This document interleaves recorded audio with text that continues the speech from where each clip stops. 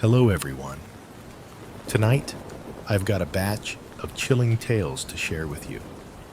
But before we dive in, please take a moment to like this video and subscribe to the channel.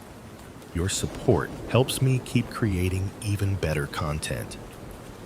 Now, sit back, relax, and join me as we embark on this eerie journey together.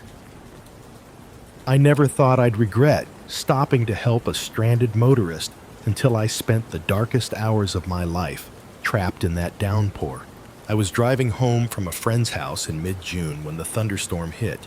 Visibility dropped to a crawl, and the wipers barely kept pace with the curtain of rain. My phone buzzed text from my fiancé checking in. I tapped a reply and glanced up, just as a figure on the shoulder thumped against the guardrail. A man soaked through thumb out, his thumb. I swerved onto the muddy turnout, hard hammering. I rolled down the window. "You need a ride." He squeezed his soaked jacket tighter and climbed in. He smelled like wet earth and something sharper, iron maybe.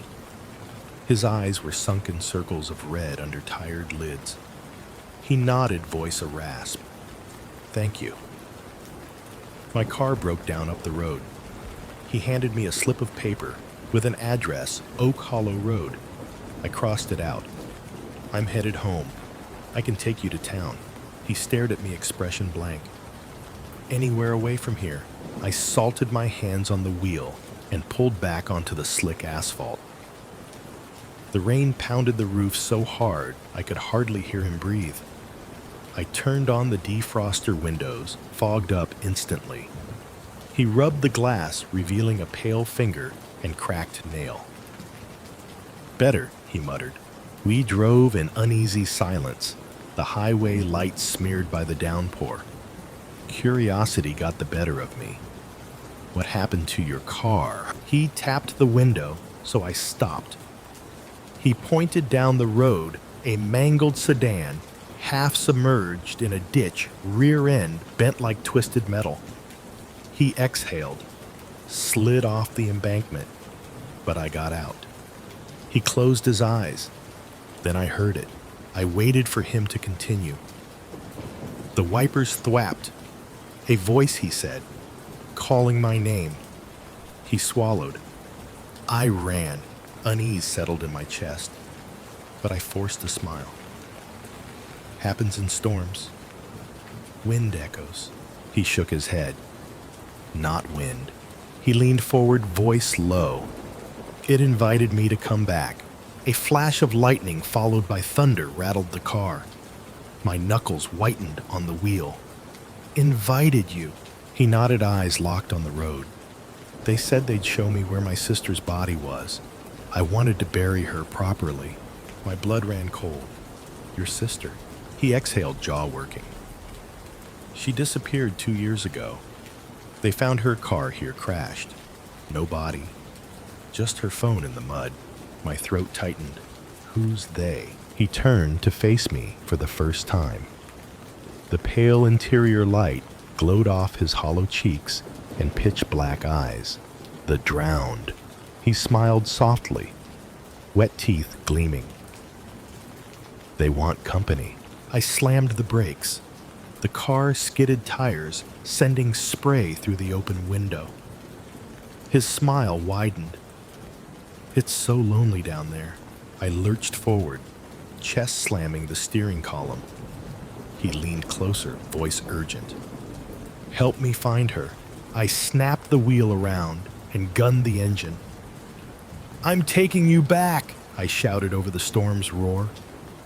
But as I swerved, something emerged from the fields.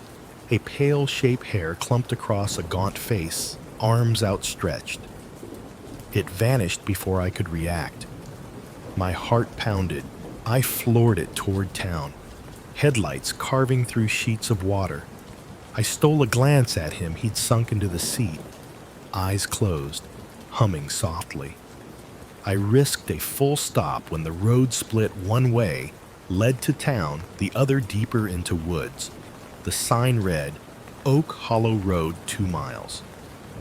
Without thinking, I turned toward town. Behind me, I heard his voice. "No, you didn't promise." I glanced in the mirror. He was gone, empty seatbelt, still clipped. My panic ratcheted up. I pulled over and flicked on the hazards. The rain blurred my vision. My hands trembled on the wheel. I threw the door open and stepped out, rain soaking through my jacket. I rounded the van. No footprints. Nothing in the mud. Only the empty turnout. I looked back at the road, then up at the fields. The wind howled. Then I saw them, dozens of figures, standing in the tall grass, heads tilted, watery eyes reflecting the headlights. Some held hands. Some swayed like frozen dancers. A chorus of voices rose, soft and pleading. "Find us! Bring us home!" Their mouths moved in silent unison. I stumbled backward, tripping over my own feet. The headlights swung wildly, and the figures retreated into the gloom. I slammed the door, locked it, and peeled away toward town. The wipers chattered, but I hardly saw the road. I dialed 911 with shaking fingers, but the line crackled. All circuits are busy. I blasted through the last stretch of highway and literally ran into the lights of the gas station and diner at the town's edge. I fishtailed to a stop and burst from the van, drenched, hyperventilating. The attendant looked up in shock. I pointed behind me, voice hoarse. "They're out there. They want me." He grabbed a flashlight. "Let's check." Together we shone the beam across the fields. Nothing, just swaying grass and flickering rain. He slapped my shoulder. "You're safe here." Inside the diner, I called my fiancée, voice breaking. She promised to meet me. As I sat on a stool wrapped in a towel, I stared out the window at the storm. The din of rain and thunder felt distant. But just before dawn, as the hurricane-force gusts eased to a drizzle, I saw a pale face press against the glass, from the outside lips mouthing, "Find me." I never returned to that highway. But I learned that night in a storm, the drowned don't want rescue, they want company. And sometimes, helping a stranger means opening a door you can never close. I always thought being a substitute teacher was low risk, until the storm turned Mrs. Caldwell's one-room schoolhouse into a trap. It was late May, and the region was under a flash flood warning. I'd volunteered to fill in for Mrs. Caldwell, who'd fallen ill. When I arrived in the afternoon, the sky was already roiling slate, and sheets of rain pelted the tin roof. The children, 6 of them grades 2 through 5, filed in, cheeks rosy with excitement at the weather. They clustered by the windows, pressing small palms against the glass as thunder shook the walls. I tried to keep things calm, multiplication drills a read aloud of Aesop's fables. But every few minutes, one of them would squeak mislook and point at the field beyond the schoolyard where water pooled in shallow floods. I smiled reassurances I didn't feel and urged them back to their desks. By 3, the rain turned violent. The power flickered and died, plunging us into dim light. I lit the single lantern hanging from a hook by the stove and made sure every child had a seat near its glow. Lightning etched the bare walls in stark white, and thunder rattled the window panes. Suddenly, in the hush between storms, I heard a soft tapping. Tap, tap, tap at the door. The latch rattled, and a child whimpered. I stood and called, "Come in," but the tapping stopped. I peered through the grimy window, nothing but rainwater splashing against the boards.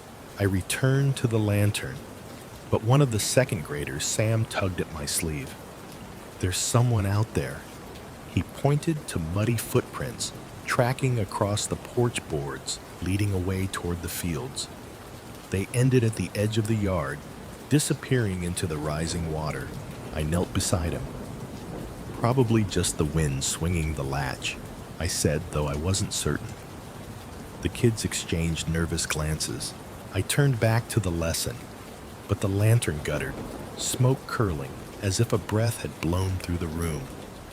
I relit it, heart pounding. Lightning split the sky, and in that flash I saw her, a pale woman in a tattered dress, standing in the water at the far edge of the schoolyard, head bowed, hair plastered to her cheeks. She didn't move until the lantern fully relit. Then she looked up, eyes hollow, lips curved in a mournful half smile. I gasped. The children shrank behind me. In the next crack of thunder, she was gone. I tried to keep calm. All right, everyone, let's get ready to go home. I herded them toward the door, but the rain had turned the floorboards slick, and we slipped and slid. I opened the door, and a blast of cold air hit us. Water sloshed inside, flooding the threshold. My phone buzzed in my pocket. No signal. I slid it back, thinking of parents waiting. Sam pointed again. Beyond the porch stood a broken swing set, half submerged. A figure hung from one of the chains, swinging slowly. I raised my lantern. The body was that of an old woman, dress soaked through hair straggling. The ankles were knotted in the chained feet dangling. Her head lolled forward, and the lantern's glow revealed a face twisted in sorrow, eyes sunken hollow. The children screamed. I rushed forward and hammered on her back. "Ma'am, are you?" But she didn't react. I backed away, heart screaming. With trembling hands, I grabbed one of the chains and pried her loose. The woman fell, water splashing as she hit the ground. I scooped up the lantern and slammed the door shut, locking it. Inside, I laid her by the stove, dousing her as best I could to wash the mud. Then I realized she was bone cold, and her lips were blue. No pulse.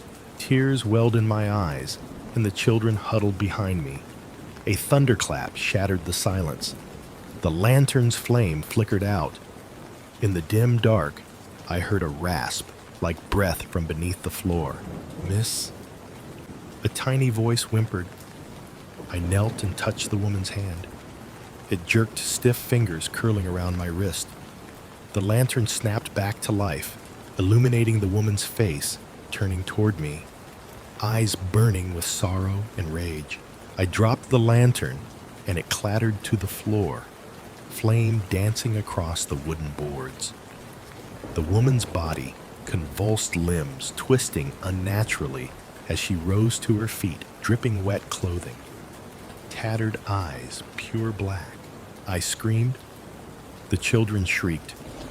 The specter advanced, water sluicing off her body, leaving trails across the floor. She held out one hand, fingers reaching. "Go! Back!" she hissed, voice like the wind through dead reeds. "Why do you bring them here?"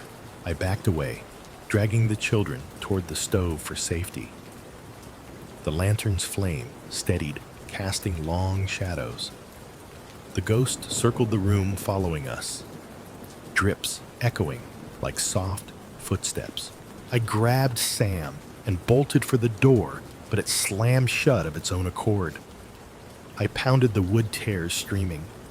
"Let us out!" I yelled. No answer, but the storm's roar. The ghost paused, head tilted. "They died. Here." She swept an arm toward the floorboards. In the lantern's glow, the wood before the stove was scorched and cracked.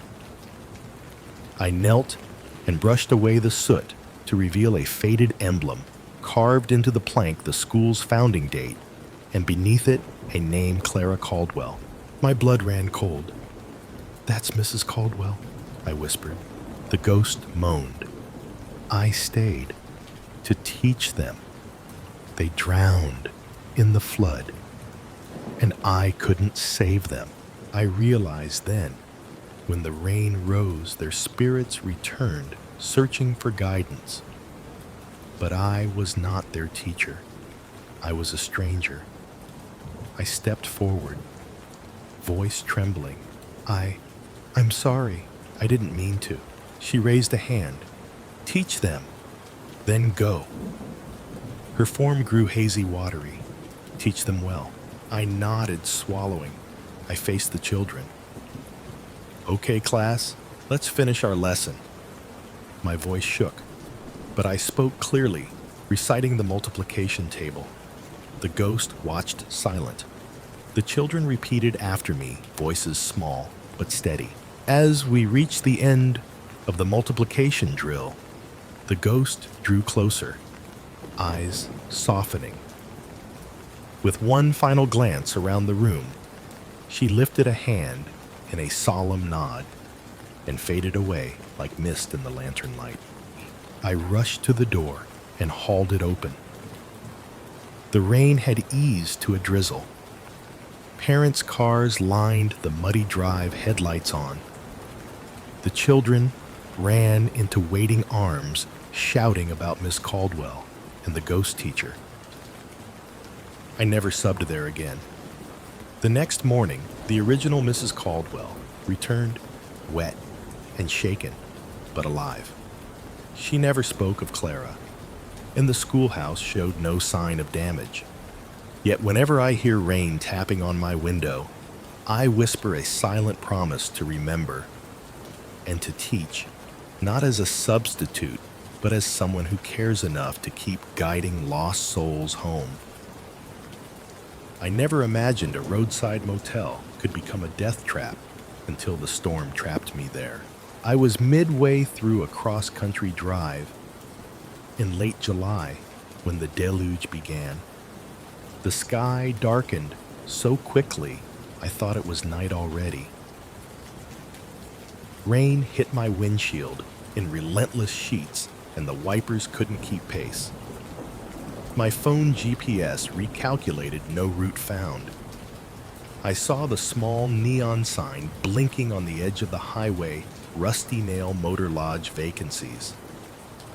I pulled into the gravel lot, engine spluttering through floods. Inside the dim lobby, the fluorescent lights buzzed over dusty floor tiles. The desk clerk was an elderly man in a sweat-stained polo, eyes sunken. He stamped my credit card with a sigh and slid me a key taped to a plastic fob. "Room 7, he croaked. "Stay off the balconies if the railing's loose. Storm might knock out the power." His words dripped warning. Room 7 was at the far end of the second floor. I carried my suitcase through a narrow hallway lined with warped wood panels and peeling wallpaper. Each door had its own history of scratches, dents, and faded names.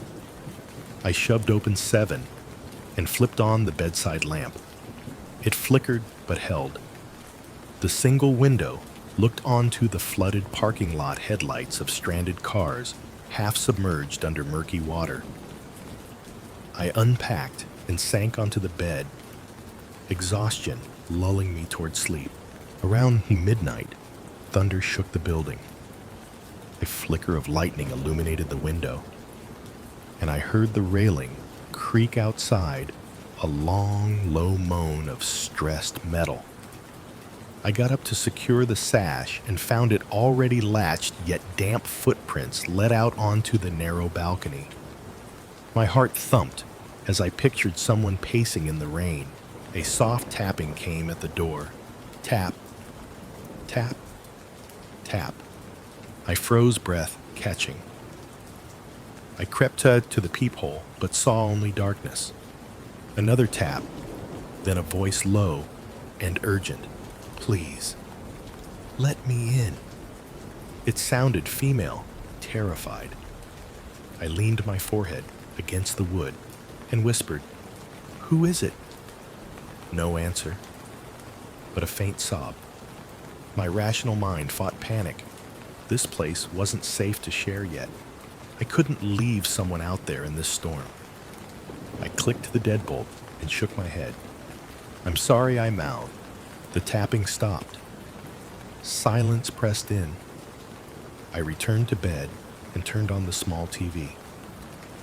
Static roared until it settled on a local news channel. Severe flash flood warning for this area. Do not venture outside. The picture split into a live feed from the motel's exterior camera, the balcony outside room 7. But the frame was empty. No puddles, no railing, only dark bricks. My breath caught. The camera feed flickered to static. A sudden knock jolted me upright. Hard this time, as though someone kicked the door. Heart pounding, I grabbed the lamp and flung the door open. Nothing but the hallway, lit in dim yellow. I called out, voice echoing. "Hello? Who's there?" No footprints, no voice, only the dank smell of rain. I slammed the door and locked every latch. Then I heard movement under the bed, a soft scuffle, like cloth brushing tile. I knelt and shone the lamp beam beneath the frame a woman's shoe, wet and muddied heel broken. I yanked my hand back and stood, light shaking. The TV flickered off and the lamp dimmed. Darkness swallowed the room. I fumbled for my phone to call the desk, but no signal. I tried 911. No dial tone. Panic climbed my throat. I remembered the desk clerk's warning about railing. Maybe I could escape by moving down the balcony to a lower roof. Terrible idea, but staying felt worse. I dressed in my raincoat and boots, grabbed the lamp and edged toward the window. The sash opened with surprising ease. Cold wind and spray hit me instantly. I stepped onto the slick balcony, heart pounding so hard I feared I'd lose balance. The railing on my right sagged dangerously. The left end was gone, broken off. Below, shadowed shapes moved in the dark flood cars, trees, maybe people. I reached the railing's end and peered down 20 feet to the parking lot, water swirling. If I jumped, I might break my leg or drown. But the hallway behind me sounded heavy footsteps, gloved hands dragging something. I spun to see a figure emerging from room 8 across the hall, a woman in a soaked white dress, hair plastered to her face, eyes black voids. She paused at the doorway, dripping, and tilted her head. I shivered and whispered, "Please, help me." She took a step onto the balcony, each footfall silent. The wood moaned under her weight. I backed away, lamp splashing rainwater onto the carpet. She reached out long fingers, stretching toward me. I shrieked and flung the lamp at her. The glass shattered, flame extinguished. Darkness. I sprinted back inside, slamming the window behind me. My heart hammered as I slammed the door shut. No sound of her behind the wood. I pressed my ear to the door, only the storm's roar. In the corner, a suitcase lay open, drawers spilled. I blinked. It was mine, but I never unpacked it. My own clothes lay tangled on the floor. I staggered backward. The lamp shards glittered near the bed. Footsteps creaked on the ceiling above my head. Then a faint, high voice sang, "Let me in. Please, let me in." It sounded like a child. My legs shook as the floorboards beneath me groaned like someone moving slowly, methodically closer. I had one thought survive. I grabbed the door handle and flung it open, sprinting down the corridor in the pitch dark. The walls vibrated with the storm. I fumbled for the exit at the far end, finding it only by pushing through every panel until I felt a metal frame. It led into the staircase. I tumbled down 3 steps in the darkness, arms bruised, but feet landing. I burst into the lobby, nearly colliding with the desk clerk. His eyes were wide and sorrowful. "You shouldn't have come out," he whispered. "They only know hunger." Behind me, the front doors bulged inward, rain sluicing over the threshold. I turned. Dozens of pale faces pressed against the glass eyes, empty forms distorted by water. They tapped in unison. I backed against the counter as he slid his chair over, wedging me in. He whispered, "They drowned in '78. This motel was their last refuge. Now they roam for the living." He pressed a bag of change into my hand. "Pay the bill. They'll rest." Hands pressed against the glass, harder cracking the panels. I counted quarters, fumbled for the slot. Clink, clink, clink. The latch clicked. The doors flew open, and brightness flooded in car headlights from a passing tow truck. The ghostly forms vanished. I ran outside into the downpour, clutching my change, and flagged down the driver. He didn't ask questions. I never returned to that stretch of highway. But on rainy nights, I see those hollow eyes watching motel windows, waiting for someone to bring them inside again. I thought I was escaping the storm by booking the secluded mountain cabin until I realized it had escaped me. It was early August when the forecast shifted from light showers to torrential downpours. I'd driven 4 hours off the interstate to a hand-built log cabin perched on the side of Laurel Ridge, hoping for solitude and inspiration for my next novel. The owner's website boasted a wraparound porch, roaring fireplace, and total privacy. Perfect. I arrived just after dusk, clouds already sagging low. The narrow dirt road was a ribbon of mud and puddles, and I nearly spun off twice before scraping into the gravel drive. As I unloaded my bags, the first fat drops began to drip through the pine canopy overhead. By the time I stepped inside, the rain was a curtain of water. The interior was as charming as advertised rough-hewn beams, deep leather armchairs, and a stack of firewood by the stone hearth. I flicked on the oil lamps, made a pot of coffee, and settled at the desk overlooking the valley below. Through the window, the world was a blur of gray-green forest and sheeted rain. I pulled out my laptop, but the power blinked and died, plunging me into flickering lamplight.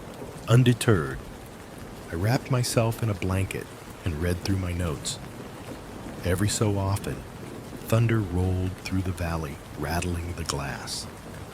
At midnight, I heard it a soft scratching at the back door, like fingernails scraping against wood.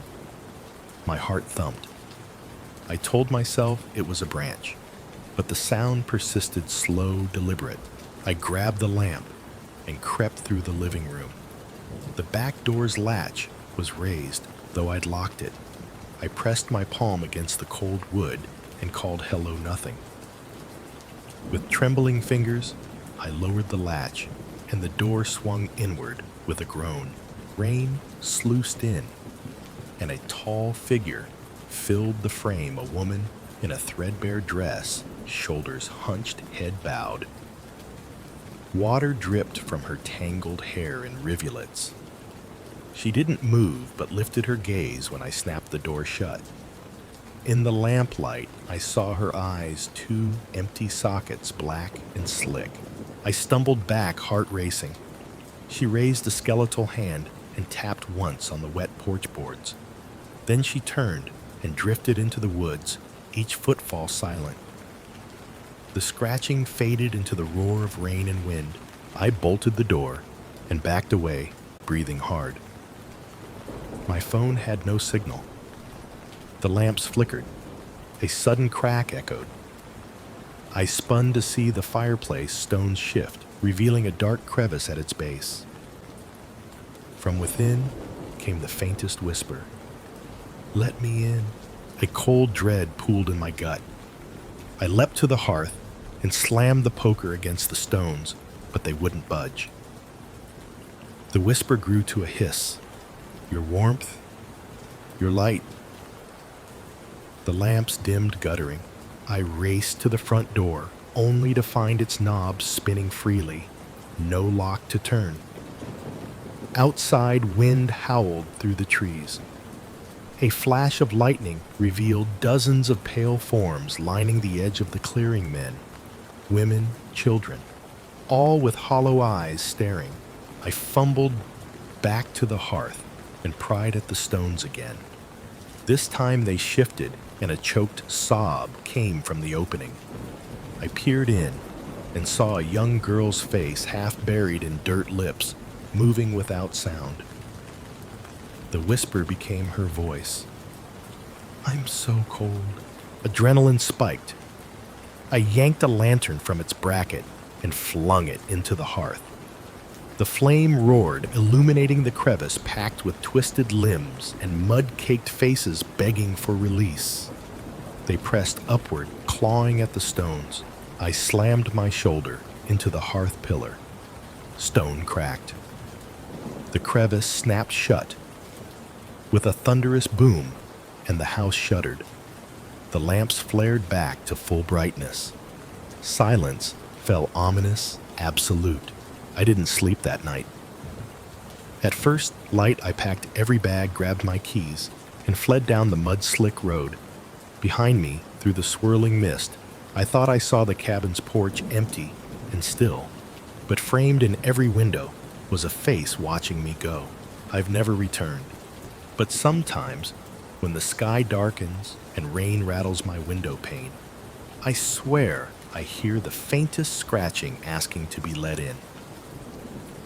I never thought I'd grow claustrophobic in the middle of a storm until I was trapped between 2 floors of an apartment building, water sealing off every escape. I was finishing late at the firm's satellite office downtown, just wrapping up edits on a proposal, when the monsoon warned, shelf rain pounded the windows. The city's narrow streets flooded within minutes. Emails pinged with evacuation notices, but the electricity flickered, and I decided to wait it out in the quiet lobby rather than tromp home through knee-deep water. By the time I slipped into the building's glass vestibule, the wind was howling through the concrete canyons, rain slashing in sideways. A single security guard nodded as I passed. The banks of CCTV monitors behind him showed nothing but gray torrents. I waved and made for the staff elevator. Inside, I hit the button for the 12th floor of my apartment. The doors closed and the panel lit up 1, 2, 3. Then power failure. The light snapped out and the car shuddered, stopping between 3 and 4 with a grinding lurch. Emergency LEDs glowed red bathing metal walls in a bloody tint. My heart raced. I hit the alarm button. Nothing. The intercom crackled, but no response. The elevator's digital display blinked and went dark. Outside, thunder rolled. I hit the side door release lever, and the door slid open just enough to see a sliver of corridor. The floor ahead was completely flooded. Water swept past with surprising force, inky water swirling debris and floating papers. My reflection rippled against the glass of a neighbor's door down the hall at 4. I clicked on my phone's flashlight. The elevator car rocked as though caught in a current. I shone the beam into the shaft darkness, slick cables, and a distant drip echoing like a heart cracking. I backed into the car and jammed the intercom again. Security maintenance. Anybody?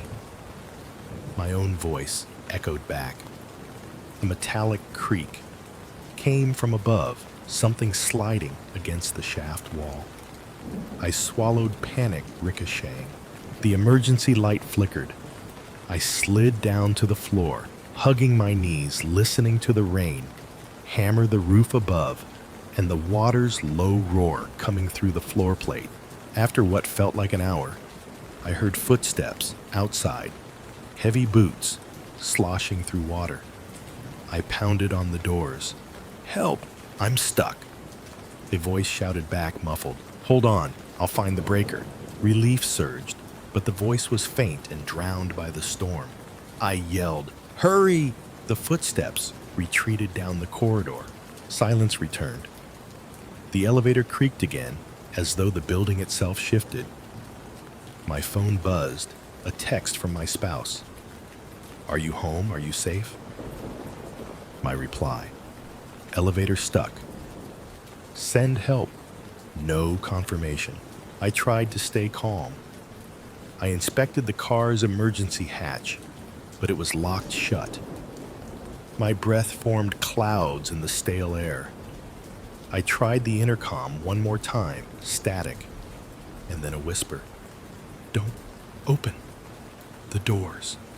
The voice was distorted, high-pitched, like the elevator's wiring, singing under stress. My blood turned to ice. I dropped my phone. The flashlight spun beam dancing across the steel walls. In that chaos, I saw something behind me. In the reflection, a shape crouched in the corner opposite the doors. I whipped around. Nothing. Only the red glow of the emergency LED. My chest tightened. Sweat mixed with the dread rising off the wet walls. I sat against the back wall, head in my hands. The intercom crackled again. This time, clear. "I'm right here." The voice was low, intimate. My name whispered. I shot up, terror snapping into my spine. I swung the flashlight beam across the car. It landed on the far corner, where scratch marks raked the wall's rusty paint. Fresh, deep gouges skating down toward the floor like claws. The stuttering sound came from the ceiling grill, as though something twitched and scuttled above. I spun in a circle, the beam crossing the hatch. The grill rattled once more. I felt breath on my neck even though I was alone. Thunder cracked overhead, and I leapt toward the doors, pulling at the emergency release with both hands. The doors eased open another inch, and the flashlight revealed more of the hallway. Floodwater surged past, taller, now ankle-deep and rising fast. My relief was short-lived. Across the hall, at the far end of the corridor, stood a pale figure, a woman in a rain-soaked dress, hair-matted face, empty of features, except two burning coals where her eyes should be. She tilted her head, and the hallway lights flickered. She raised one hand and pointed directly at me. I yanked my arm back, and the elevator doors slammed shut. I yelped, chest heaving. My flashlight died in my hand, and the red emergency light snapped off to darkness so complete I could feel it pressing in. Then, water. A slow trickle, at first seeping under the door's bottom. The water pooled inch by inch until it swirled against my ankles. Panic flared. I jumped onto one of the control panels to keep the water at bay.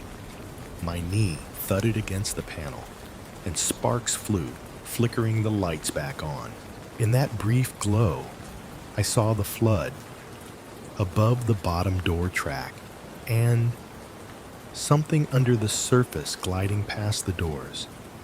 A pale hand, translucent and long-fingered, brushing the metal. Then the intercom crackled to life once more. "It's too late," followed by a gurgling laugh. I scrambled backward, sliding off the panel and losing my footing. Water splashed over my boots. The doors rattled, then began to slide open of their own accord, slowly, agonizingly, revealing that same flooded corridor. But now, the woman stood just beyond the threshold, water swirling around her feet, her head thrown back in silent, mouthless laughter. I backed away until I hit the opposite wall, heart pounding deafeningly. She stepped forward, the water parting around her, each footfall sending ripples that sloshed purposefully toward me. In a flash of lightning louder than any thunder, I saw dozens of faces behind her, half submerged in the water. Women, children, men, eyes wide, mouths open in wordless screams. The doors slid closed, suddenly cutting off the view. I slammed my shoulder into them, but they wouldn't budge.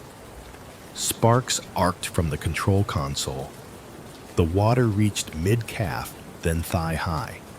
The last thing I saw before the lights flickered out was the red emergency glow returning, illuminating those claw marks on the wall, fresh lines dripping with water that looked like dark blood.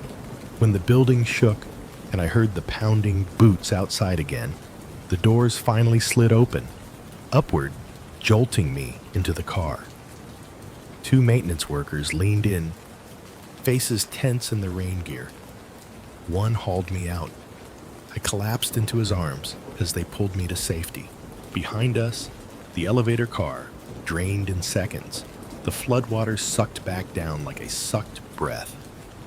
The corridor was empty. No standing water. No claw marks. No pale woman.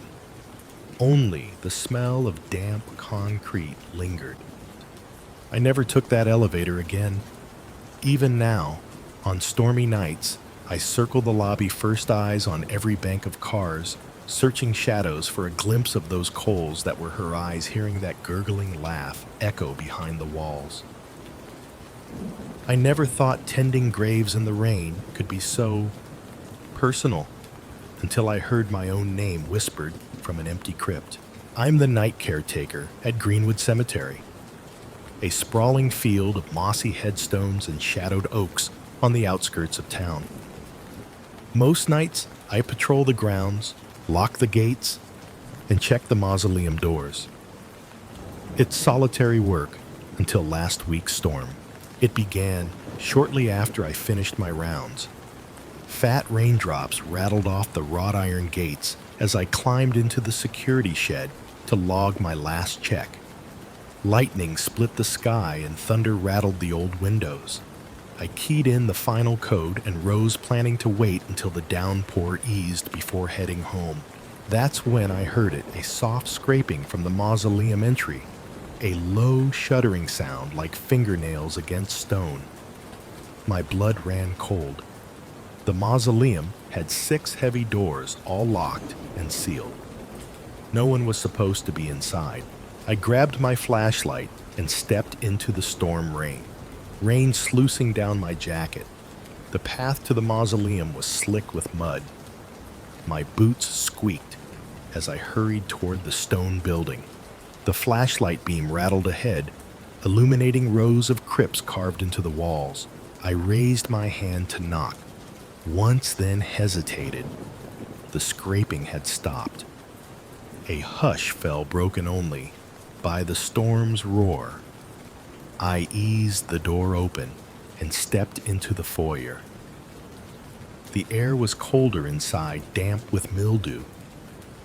In the beam of my flashlight, the door shut behind me with a hollow thud. I clicked on my radio. "This is Thompson. I'm checking the mausoleum. Do you copy?"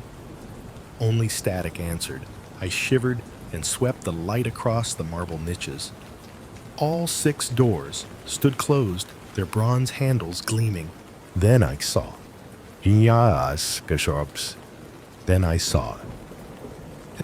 The last crypt door, number 6, was ajar.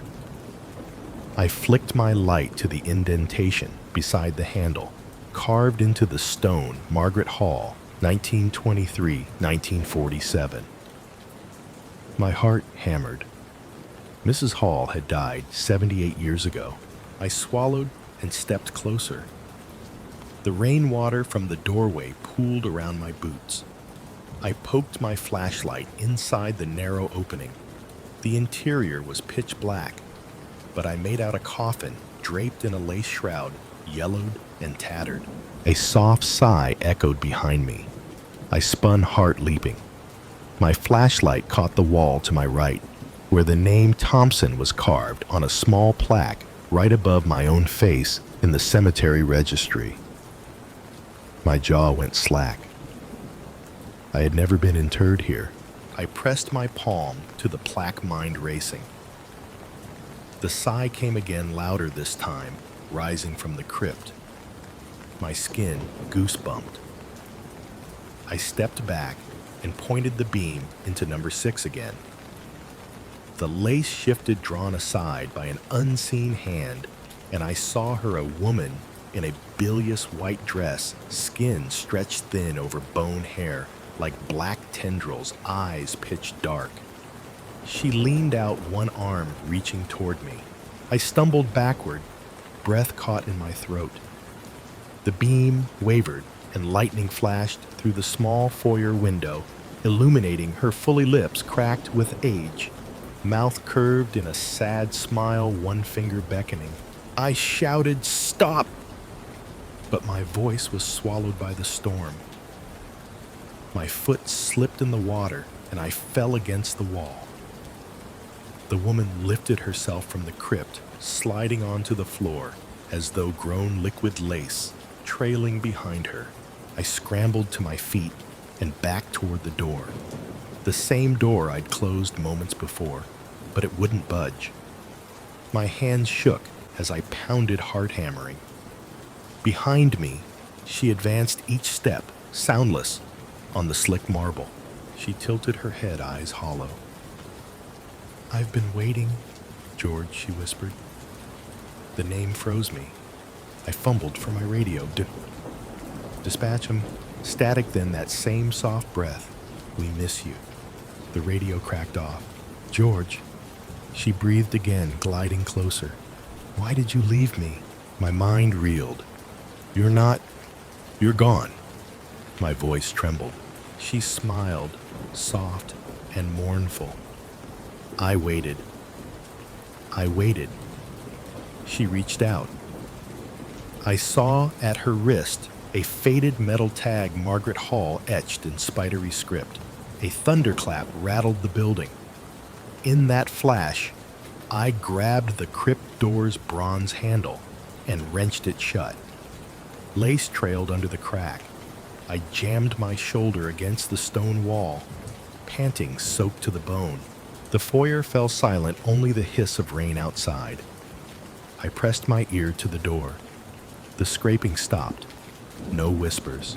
I pried my flashlight from my pocket and shone the beam at the plaque.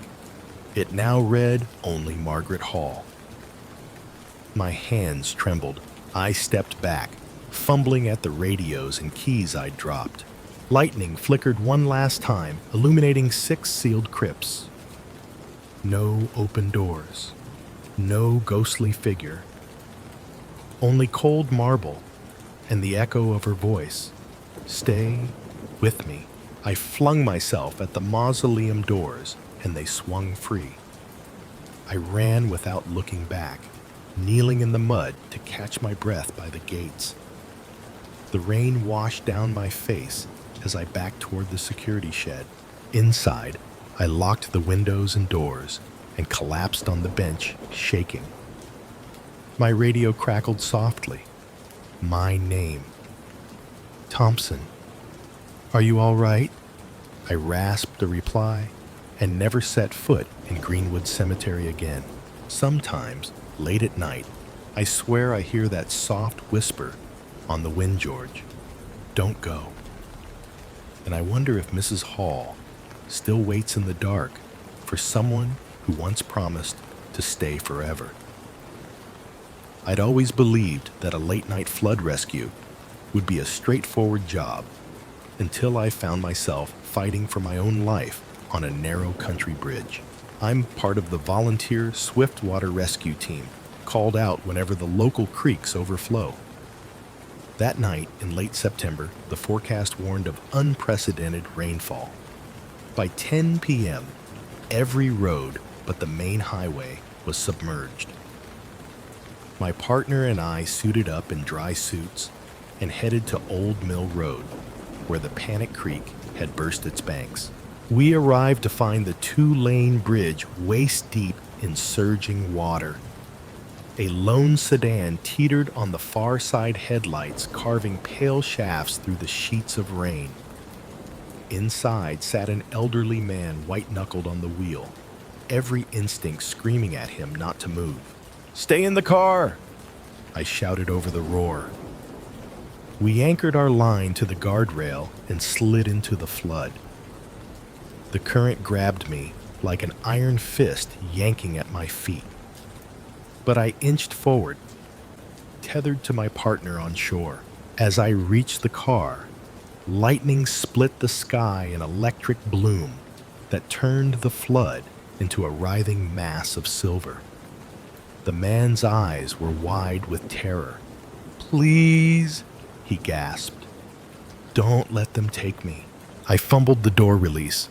The window was jammed. Rainwater sluiced into the vehicle, rising over the consoles. I smashed the glass with my rescue axe shards, slicing my gloves. The man climbed out into the torrent, and I half dragged, half pushed him toward my partner's waiting arms. But the moment he slipped from the car, a low, mournful howl drifted across the roaring water. The old man froze, face twisting. "They're here," he whispered, gaze fixed upstream where the creek curved back toward the woods. I scanned the riverbank. Under every ancient sycamore stood a dozen pale shapes, figures hunched in the water's edge, faces hidden by dripping hair clothes, tattered and mud-caked. They didn't move at first, just watched us through the veil of rain. What are they?" I yelled, grabbing the man's arm. His teeth chattered, though he was wearing thick thermal layers. "They lost their lives on this bridge," he panted. "Flood 59. Flood 87. Every storm they come back looking for someone to swap places with." My blood ran cold. I glanced at my partner, who nodded back with a grim expression. We had to go.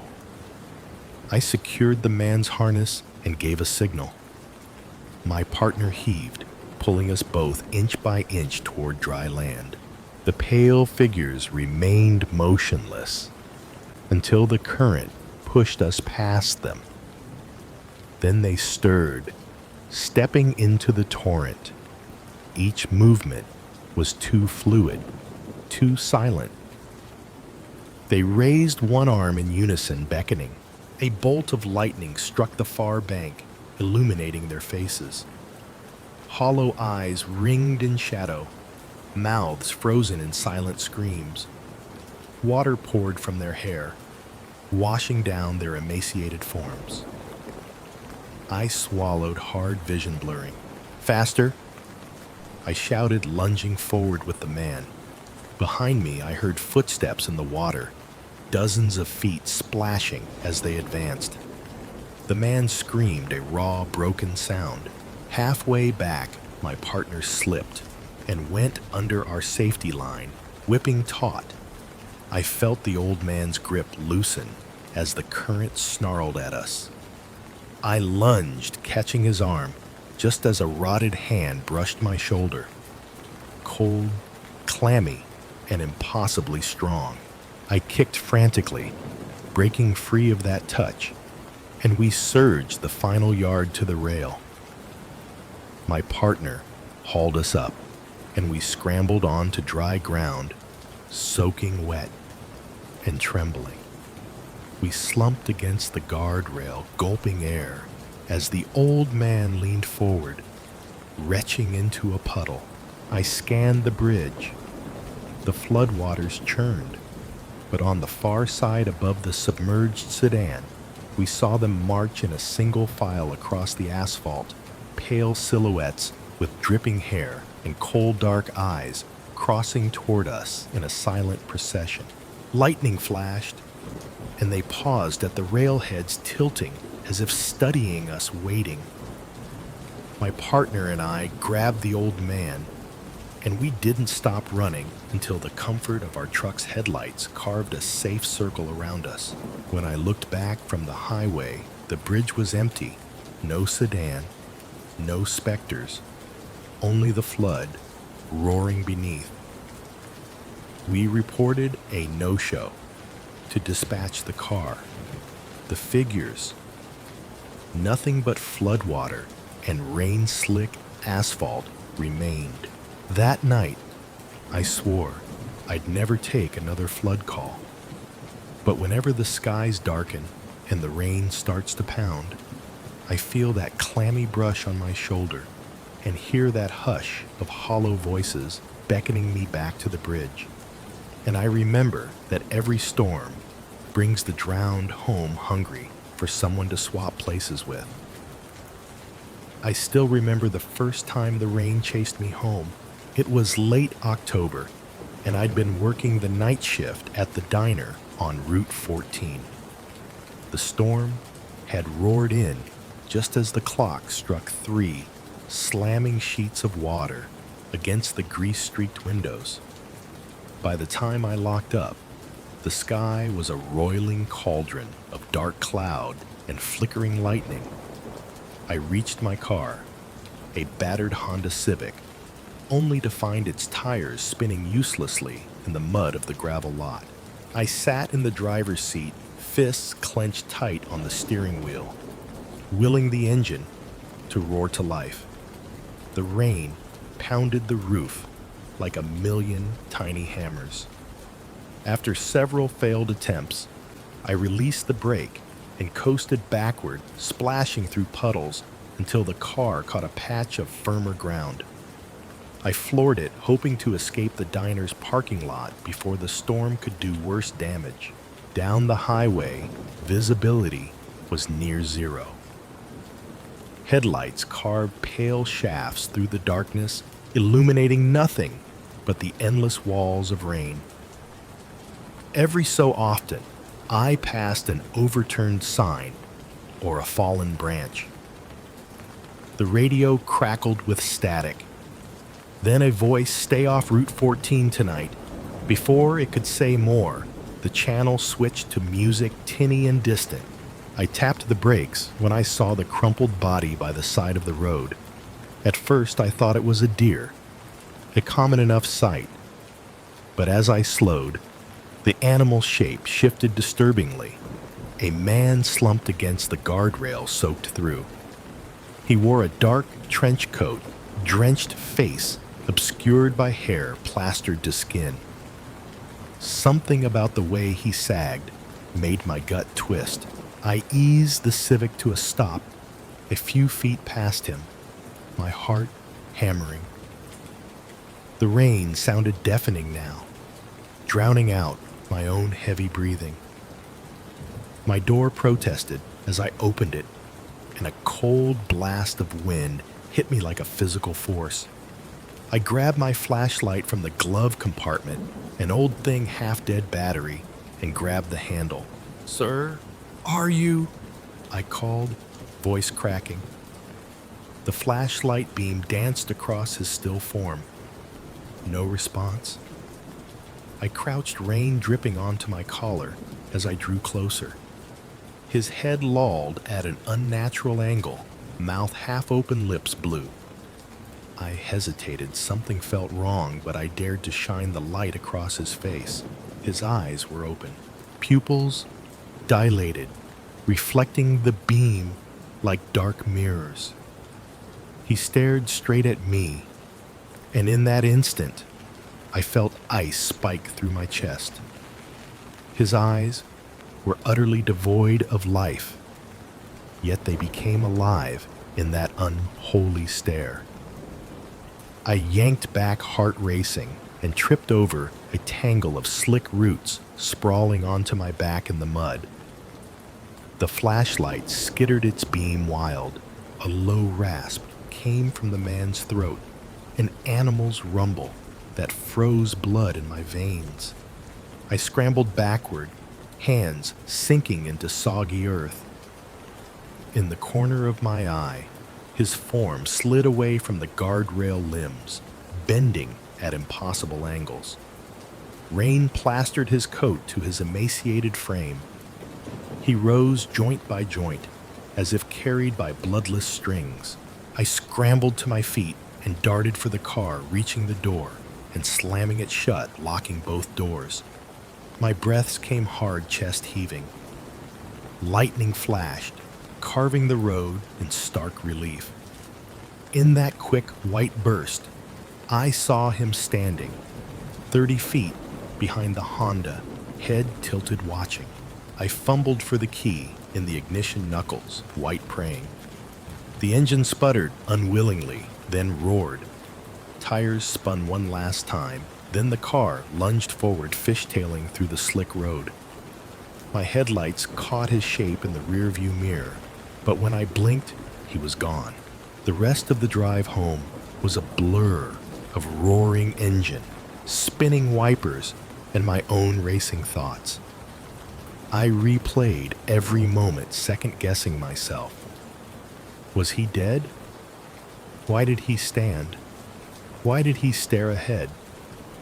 The road curved here. I'd seen the lights of a passing truck skim over his figure. After that, nothing. When I pulled in front of my small house, I nearly collapsed against the steering wheel. The rain had eased to a whisper, and the wind died away as I stepped out. My flashlight lay on the passenger seat, still faintly glowing. I grabbed it, then turned back to look down the highway. The guardrail, where I'd found him, was bent, the paint scratched raw. In the beam of my light, I saw footprints pressed into the mud, bare footprints coming from the direction of the woods and disappearing under a culvert. Even now, nights when the wind moans through the pines and rain taps at the window pane, I lie awake and listen. Sometimes, I swear I hear that rasp again, like a distant whisper riding the storm. More than once, I've woken to find muddy footprints on my porch prints, too long and thin to be mine. I don't know who he was or what he became, but I know it was real. And I know that on some rainy night, if you slow down on a dark highway, you might feel the cold weight of those dead eyes watching you from the edge of your vision. Hello everyone, I'm ZiBo, and thank you so much for watching until the very end of this video. I truly hope today's stories brought you some enjoyable moments. If you found them helpful, don't forget to leave a comment down below.